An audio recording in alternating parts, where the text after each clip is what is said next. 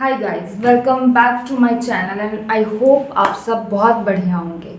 आज मैं love story 2 को रिव्यू करने वाली हूँ एंड आई मस्ट से इस बार का जो कॉन्सेप्ट है वो it's not only about sex, it's something different about A sexual experience even. और मतलब जैसे बहुत सारे लोगों का मैंने देखा, मतलब हवस का कहानी love story two this time, मतलब प्रीवियस टाइम पे तो yes it was only about lust, okay, but this time एक आइडिया, एक कॉन्सेप्ट के साथ ये जो सारे स्टोरीज हैं, it's not just only about orgasm, it's not just only about getting physical, but it's something beyond that. So इसका जो शुरुआत होता है, the very first one is the starring Neena Gupta and Kunal Thakur and Angad Bedi. This all-star cast has done a remarkable job, जहाँ पे पहले story पे हमें ये बताया जाता है कि the maximum marriage failure is just because कि हम जब लड़का लड़की एक दूसरे को जानते तो हैं, but how sexually they are comfortable with each other ये नहीं जानते. So this concept of test drive, जो कि हम बहुत सारे टाइम बोलते हैं, has been highlighted in a much much much better way. And इसमें कुछ ऑब्सिनिटी मेरे को नहीं लगा, but it is a very true concept जो कि आज के जो मॉडर्न ख्याल में हमें अपने अंदर तो कम से कम रखना चाहिए. Second story which was like amazing between Amruta Subhas and Tilotama Shomi, जो कि एक यूनिक सा स्टोरी था. This was been directed by Konkona Sen and I tell you, इसका जो कहानी है ये हमें ये सिखाता है कि not just having sex can give us satisfaction, but seeing something sexual in a specific way gives us a brighter way of exploring our satisfaction and orgasm. और इसमें यही दिखाया जाता है कि इस तरीके से एक जो सर्वेंट का रोल कर रही है अमृता जी, वो कैसे अपने हस्बैंड को, बिकॉज वो स्लम एरिया पे रहते थे तो दे कांट हैव सेक्स, तो वो अपने हस्बैंड को बुला के and they use to have sex when this Tilottama who is the owner वो नहीं रहती थी. लेकिन एक दिन तिलोत्तमा ने ये देखा और फिर उसके बाद से द वे वो दोनों सेक्स करते थे, मतलब the servant and her husband, उनको लगा कि watching this is giving her relaxation.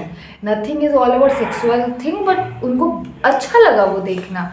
तो फाइनल मतलब वो देखते रहे और फाइनली एक दिन पकड़े गए.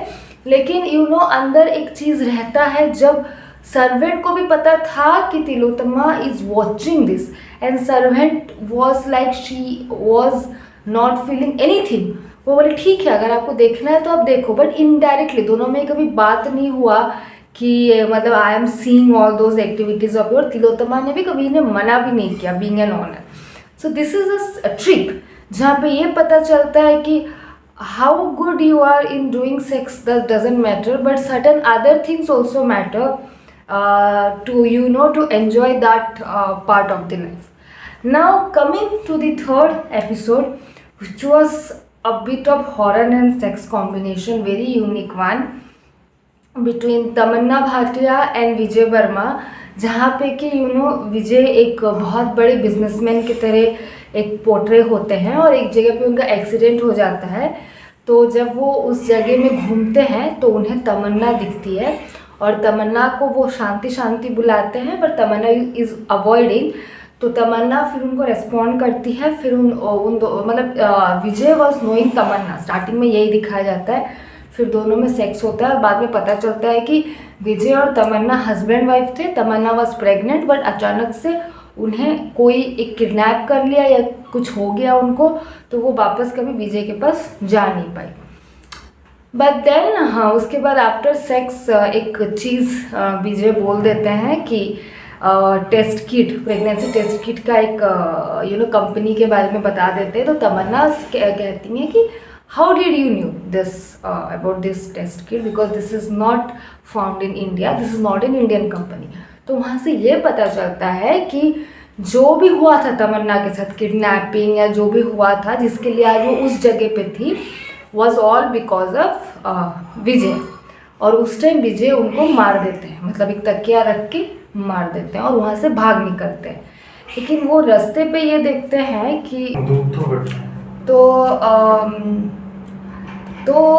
इस पे फिर उनको ये पता चलता है कि वो तो मर चुके हैं. तो वहीं पे तमन्ना अपने जो रियल फॉर्म में, क्योंकि जब इस फॉर्म में वो उनको देख रहे थे तमन्ना को, वो बहुत अलग लग रही थी, बहुत ही ज़्यादा सुंदर एंड बहुत एकदम एक अलग ही अंदाज में. तो इवन विजय कंफ्यूज हो जाते हैं कि एक्चुअली वो उनको मारना चाहते थे एक पास्ट सीन में, लेकिन वो मरी नहीं. तो वो बोलते थे मरी नहीं, बट इतना ट्रांसफॉर्मेशन कैसे हो गया. But actually Tamanna was dead and that was a kind of a ghost land, जहाँ पे वो विजय का स्पिरिट एंड तमन्ना का भी जो हुआ था, I think she was killed on that place.